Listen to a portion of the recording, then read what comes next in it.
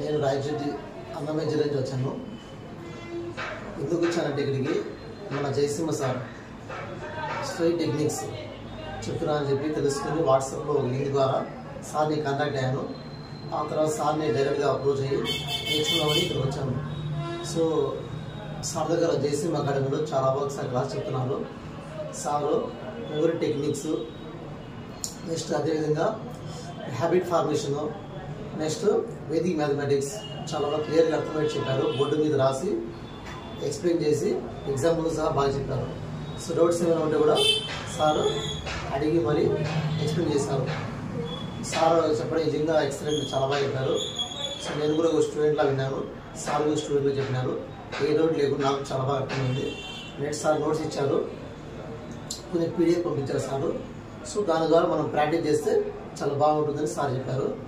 ఈ టెక్నిక్స్ స్టూడెంట్స్కి కాకుండా పెద్దవాళ్ళకి, ముసలి వాళ్ళకి కూడా అవసరమే.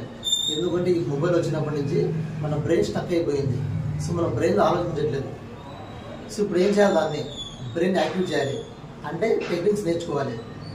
నా మొబైల్ ఇంతే ఉంది ఇలాగే ఉంటామని చెప్పకుండా మనం దాన్ని ఎలా ఇంప్రూవ్ చేసుకోవాలి, అది నేర్చుకుని మనము నేర్చుకునే జీవితంలో కూడా ఏదైనా సాధించవచ్చు. మన బ్రెయిన్ యాక్టివ్ ఉంటుంది, అల్జీమర్స్ రాకుండా ఉండే అవకాశం ఎక్కువ ఉంటుంది ఓల్డ్ ఏజ్లో.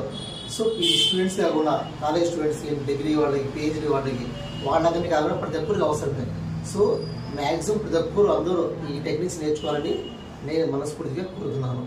సో సార్ నాకు జయసింహ సార్ చెప్పిన టెక్నిక్స్ నాకు చాలా బాగా